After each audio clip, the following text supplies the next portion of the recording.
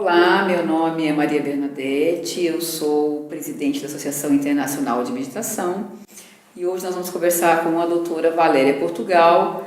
Ela é doutora em epistemologia pela UFRJ e também é nossa diretora nacional de pesquisas pelo Instituto David Lynch. Olá, doutora Valéria, é um prazer muito grande ter você conosco aqui nesse momento. Nós gostaríamos de falar um pouquinho sobre o seu trabalho, né, que é um trabalho tão importante, tão interessante. E eu queria começar pela pergunta mais básica de todas. O que é o insight? O prazer é todo meu estar aqui com você, Bernadette. É muito prazeroso estar falando sobre esse trabalho, porque eu consigo estar vinculando todo o conhecimento que eu tive da ciência védica, do conhecimento que Maharishi nos traz, com a ciência moderna. Então é um trabalho que me dá muito prazer de ter tido feito e de poder estar falando sobre ele. O que é um insight? Que foi justamente o meu objeto de estudo nessa tese de doutorado que eu fiz. O insight, de uma forma mais ampla, é uma compreensão súbita de qualquer questão que a pessoa possa ter. Seja um problema na vida, seja uma questão pessoal, financeira.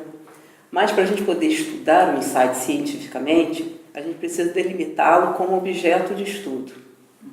Então, uma definição mais formal de insight é uma compreensão súbita da solução de algum problema que acontece espontaneamente e que vem acompanhado de alguma reação emocional.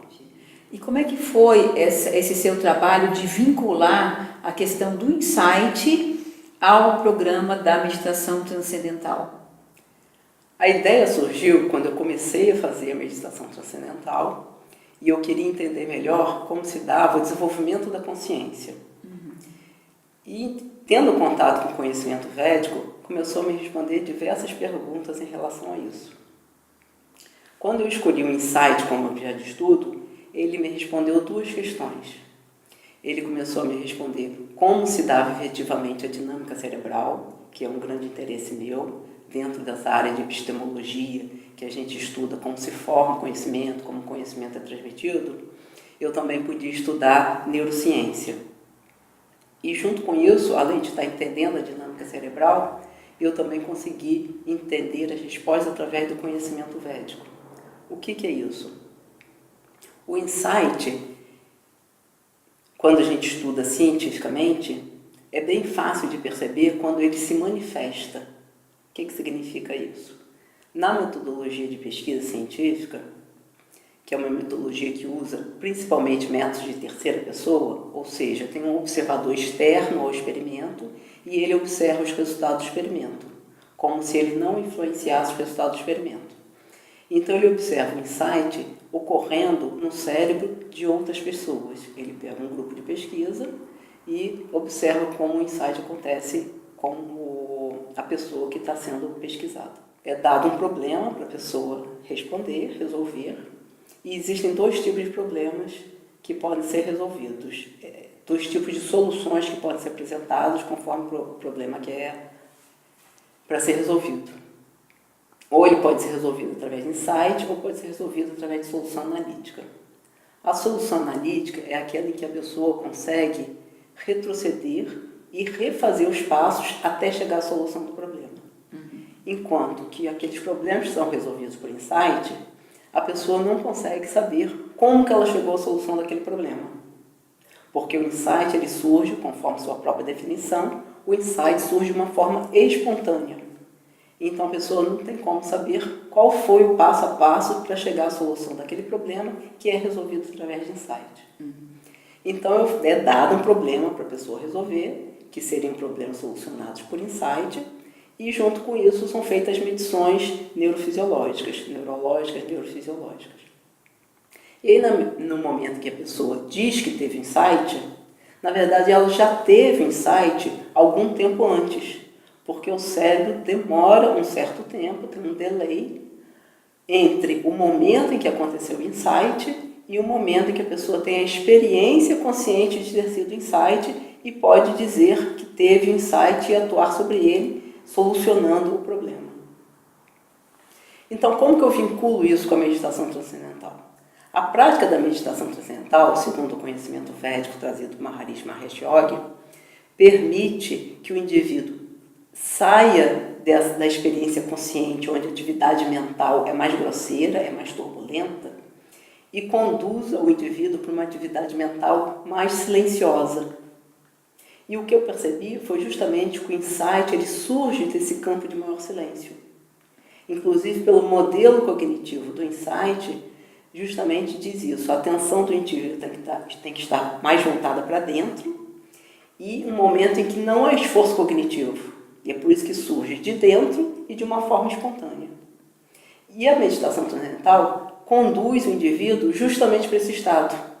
É um estado de atividade mental e física mínimo, em que não há esforço cognitivo nenhum e que a atenção é uma atenção totalmente autorreferente, ou seja, uma atenção totalmente interna. E o que eu consegui correlacionar foi justamente isso. Esse momento em que surge o insight tem uma relação direta a esse campo, a gente chama de consciência transcendental, esse estado de consciência, de onde surge o pensamento, de onde surge o insight, que é chamado de consciência transcendental. E tem características específicas, que é a coerência de ondas alfa-1 no córtex pré-frontal e a suspensão do ritmo respiratório. E o que eu correlacionei foi exatamente o momento da origem do insight, que tem características semelhantes ao momento da consciência transcendental. Mas sabe que você falando isso, me veio à memória uma frase do Einstein, que ele fala, deixa eu me lembrar, ele fala: eu penso 99 vezes e eu nada descubro. E quando eu vou para o silêncio, a verdade me é revelada. Eu acho que tem bem a ver com essa questão do insight, né?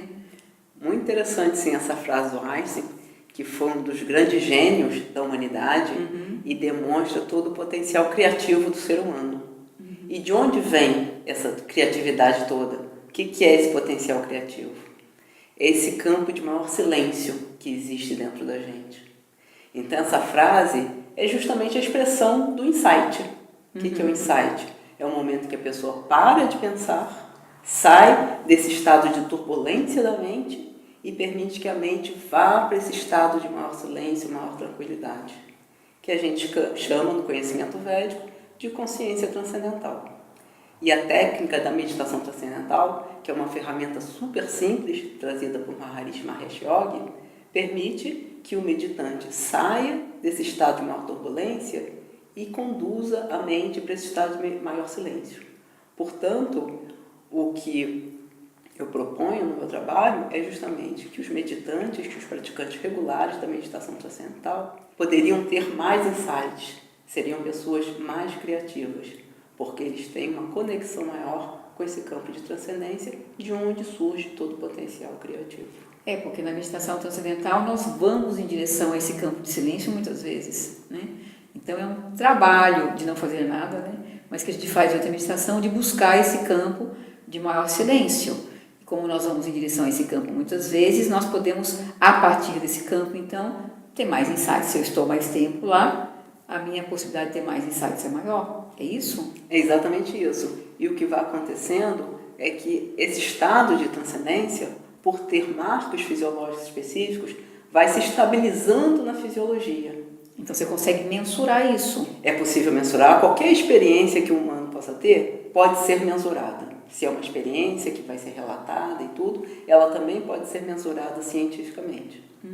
E nós mensuramos esse estado de consciência transcendental e a prática regular, ela permite que esse estado se estabilize na fisiologia. Então, com a prática regular, o indivíduo não simplesmente vai entrar nesse estado, mas vai levar para a atividade todo o potencial que é gerado a partir desse estado. Então, essa coerência que é criada no cérebro do indivíduo e que vai favorecer o insight, ela é cumulativa. Não é alguma coisa que eu ganho enquanto eu faço a técnica e depois que eu terminei, acabou. Eu vou acumulando essa ordem, eu vou acumulando esse silêncio na minha própria fisiologia. Não é exatamente isso, mas a fisiologia vai se transformando de forma tal que ela consegue também se tornar, o indivíduo também consegue se tornar mais coerente durante a atividade. E com as ondas cerebrais mais coerentes, ele vai ter um pensamento mais ordenado e as ações vão começar a ser mais produtivas.